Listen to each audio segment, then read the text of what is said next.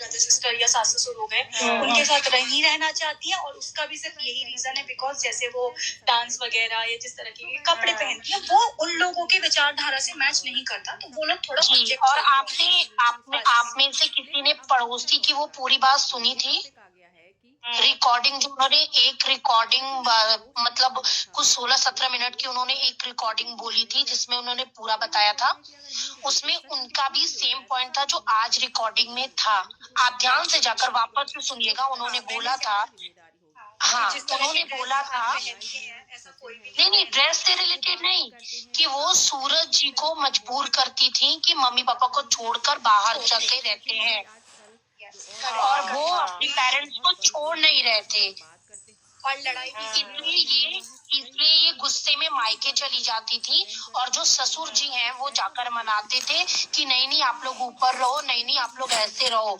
उन्होंने कमेंट में एक पर्सन को रिप्लाई किया था जो पड़ोसी हैं कि वो ऊपर रहती थी, वो नीचे कम आती थी, और वो जो लोग उनके यहाँ मेहमान के तौर पे मिलने जाते थे जब उनके दोनों बेटे थे, उसके इन बेटों के जाने के बाद कोई भी उनके घर जाता नहीं था मिलने। आप ध्यान से सुनिएगा पूरी बात। और आज इनकी पोल वहाँ पे भी खुली है। सपना ने रिकॉर्डिंग में खुद अंशु को ये बोल रही थी कि अंशु मैं बहुत परेशान हूँ, हर बार जब लड़ाई होती थी तो वो मुझे बेटा बेटा करके रोक लेते थे, इस बार उन्होंने मुझे क्यों नहीं बुलाया, नहीं रोका। तो मतलब तो मतलब ये एक दिन की बात नहीं थी, ये बहुत बार हो चुका था। एक बार उनका भी मन भर गया होगा। मैंने भी अपनी वीडियो में जो बनाया है ना, मैंने भी वीडियो में यही बोला, अभी जो बनाई है इनकी लेटेस्ट रिकॉर्डिंग पे ही बनाई थी, अभी बनाई है, तो मैंने उसमें यही बोला है कि भाई एक्चुअली क्या है ना कि देखो बार बार आप घर में वही चीजें कर रहे हो, मैं जा रही हूँ, एक बार रोकेगा इंसान, 2 बार रोकेगा, रोज रोज का ऐसा काम है। हेलो, अपनी सास को उन्होंने गलत वर्ड यूज किया, अंशु के पापा के लिए गलत वर्ड यूज करी उसके साथ, उस रिकॉर्डिंग में उनके खुद के स्टैंडर्ड बोला था। और पता है एक और चीज से आज उनकी सबसे बड़ी भूल जो उस रिकॉर्डिंग में खुली थी जो उन्होंने डिलीट कर दी, अंशु क्लियरली बोल रही है कि भाभी अब आप खुश रहो ना, तो इनको ये था कि वो मुझे बुलाएंगे, वो बुला नहीं रहते। अंशु ने ये बात बोली कि भाभी आपको यही तो, हम ऐसे बोला, हम लोग को यही तो प्रॉब्लम थी ना कि हम लोग बाहर जाते थे तो लोग को ऑब्जेक्शन होता था, अब आप आराम से बाहर रहो और अपनी लाइफ जियो। तो मतलब प्रॉब्लम सिर्फ और सिर्फ ये थी, प्रॉब्लम और कुछ भी नहीं थी उसमें। अंशु ने एक भी बार ये नहीं बोला कि भाभी आप वहाँ इस रीजन से परेशान थी, आपके साथ कोई बदतमीजी कर रहा था या somebody was misbehaving। तो रिकॉर्डिंग में ना अनजाने में ऐसी बात खुल गई जो इनके पहले बोले हुए झूठ को सच दिखा रही थी कि मतलब ऐसा कुछ था ही नहीं। That's why she, took those recordings back. Right. That's the only reason she did that. एक और चीज मैं आपको कट कर रही हूँ, बट एक चीज आपने और नोट की थी क्या? हेलो, हाँ क्या? हाँ जी बोलो।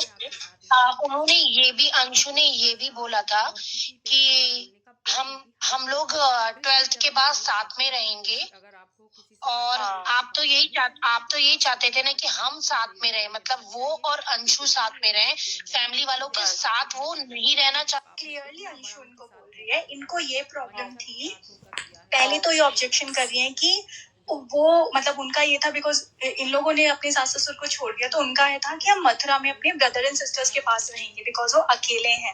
तो इनको इस बात से ऑब्जेक्शन था पूरी।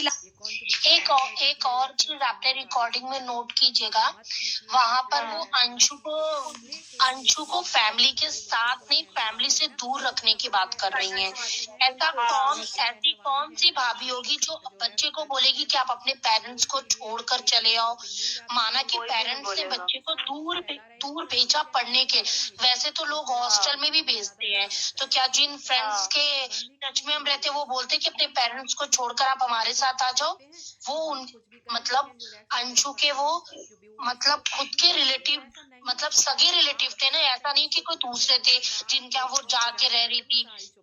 उसके मम्मी पापा मिलने भी आते थे, सब कुछ करते थे, तो ये किस तरीके से बच्चे को अलग रहने के लिए बोल रही थी? क्या ये अपनी बच्ची के साथ ऐसा करती? हेलो, हाँ जी, बोला उन्होंने हिप्पो बोला था लास्ट में। हाँ, मैंने भी सुना था लाइन की कि